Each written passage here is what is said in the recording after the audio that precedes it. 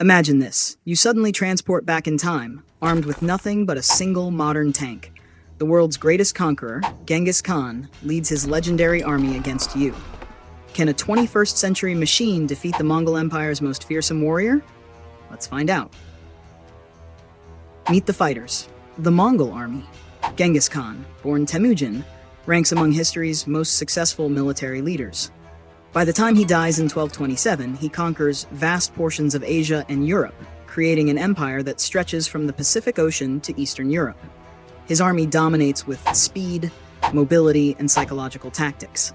The Mongol cavalry, equipped with long-range composite bows, fires arrows over 300 meters. Highly disciplined, the Mongols feign retreat to lure enemies into traps. They use encirclement, surprise attacks, and psychological warfare to overwhelm their foes. The tank, the ultimate weapon.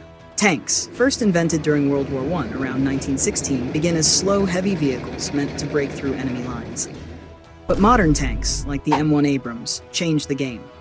Armed with 120mm smoothbore guns, armor-piercing shells, and machine guns, they strike with power. They reach top speeds of 45 miles per hour and use advanced targeting systems and radar to dominate battlefields.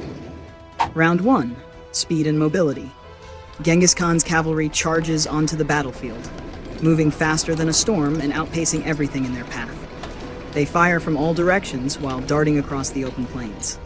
The M1 Abrams hits 45 miles per hour on paved roads, but slows to 20 to 30 miles per hour on rugged terrain like the Mongolian steppes.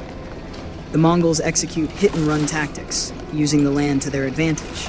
They quickly circle the tank with speed and precision. Advantage, Mongols.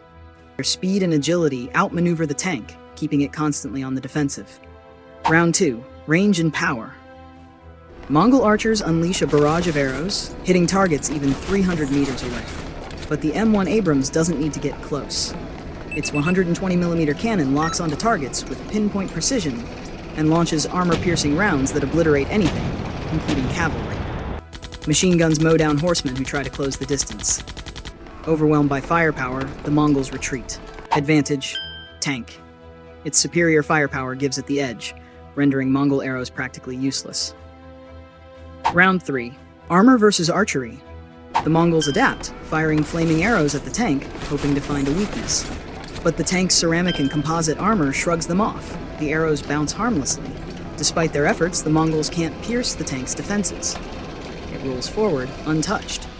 Advantage, tank. The Mongol arrows fail to penetrate the tank, leaving cavalry helpless. Round 4. Tactics and psychological warfare. Now things get interesting. The Mongols unleash their psychological tactics. They feign retreats, surround the tank, and harass it with waves of cavalry. Their speed and strategy begin to wear on you.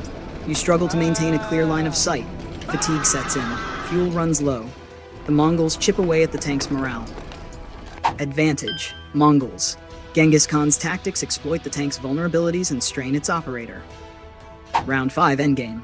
The final blow. Genghis Khan plays his masterstroke. He orders coordinated attacks to disrupt the tank's logistics. The Mongols lure it into a narrow pass and cut off escape. With fuel running low and exhaustion setting in, they strike. But the tank isn't done. A final salvo from the 120mm cannon tears through Mongol ranks, eliminating key commanders and crippling their supply lines. Advantage, tank. Firepower, precision, and resilience help the tank turn the tide, but it's a hard-fought win. Final round. Who wins? In direct combat, the tank dominates. It decimates cavalry, and its armor and weaponry give it a massive advantage. But Genghis Khan's brilliance and his army's mobility make the fight far from easy. Over time, they could exploit the tank's weaknesses: logistics, endurance, isolation. Still, if you play it smart and use the tank's strengths wisely, you win. Advanced technology, overwhelming firepower, and a last strategic push secure victory. But the Mongols made it a battle to remember. Who would you think would win?